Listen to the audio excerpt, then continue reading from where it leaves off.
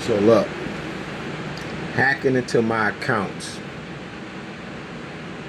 I don't give a fuck anymore. Shit doesn't matter to me. I just don't give a fuck anymore. Who gives a fuck? Yeah, I'll be irritated, but if you took them all, I just wouldn't give a fuck anymore. I got so many other things that I can be doing. Trying to send me to the penitentiary or something for some shit that I ain't got nothing to do with, that shit's not gonna work either. I don't do nothing. I don't go nowhere. I don't have no money to buy no motherfucking drugs, guns, shit. All I got enough for is to pay my phone bill. That's it. I asked my sister to pay that shit earlier. So it's not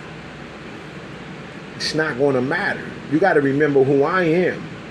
Before I had a phone, I was directly in the streets talking to any and everybody I could. I was saving souls, for real.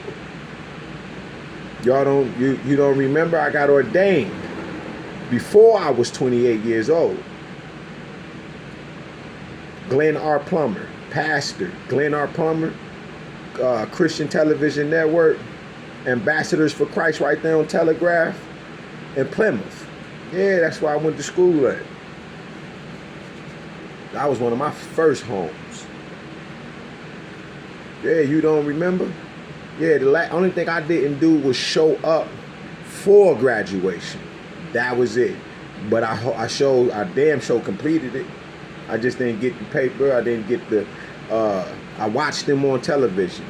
And Glenn R. Plummer was like, what the hell? What happened to Minister so-and-so? Right? He was looking for me in front of the world. The world is watching TCT at the time. I was watching it. There's nothing you can do with the kind of person that I've grown to be. Trying to put me in a penitentiary. I just don't live that way anymore. I don't do shit no more. It's nothing you can do to make me stop loving God. Any of this evil shit that you're doing. What you're going to do is expose yourself, as y'all been doing. I don't do nothing. They call me the popular loner. Because nobody fucks with me. Literally. I don't deal with a soul. But those that surround me. And right now I stay with my sister. So if something was to happen, that would be somebody in this house that did it. And I don't think she gonna do no shit like that.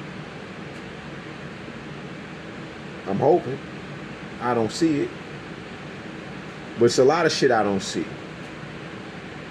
Don't mean I don't know about it neither. See them gifts working?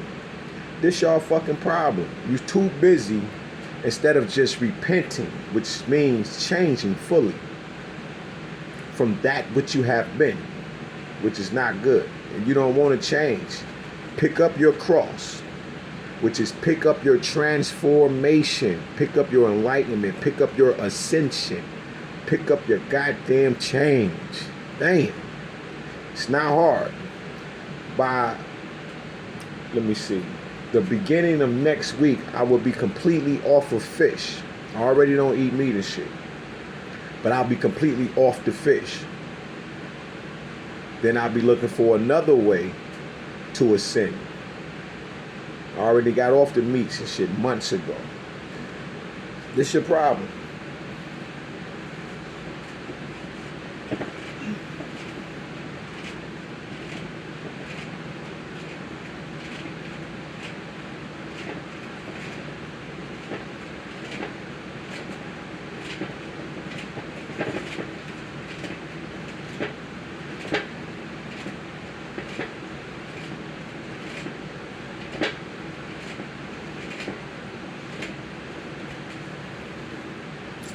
Yeah, that's your problem. You so busy trying to destroy my life after I've repaired and fixed everything about me. Everything. And y'all steady trying to put me in a place that your ass don't want to be. And a lot of y'all ain't been there. See, I've been in the penitentiary twice. I'm never going back. You understand? That's why I don't do shit. What you thought y'all was gonna put me in a situation and I'm broke? I was gonna go out and do some old stupid shit. I've never liked hustling. Ever. I'm not a thief, so you ain't worried about that.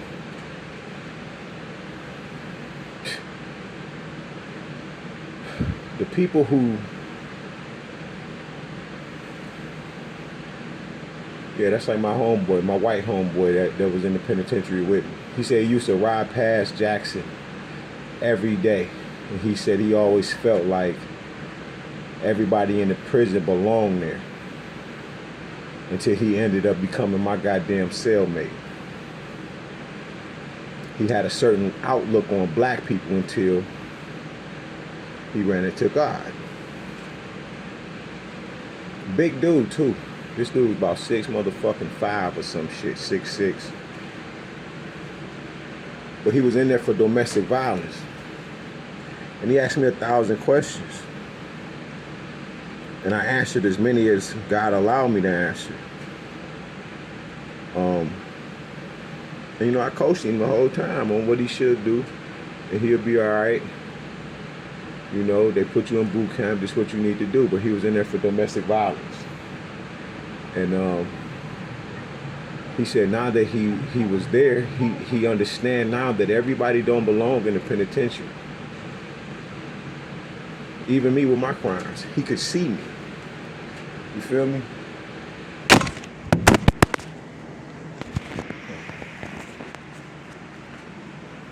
That's what happens when the monitoring spirits are around. They don't like me talking to you.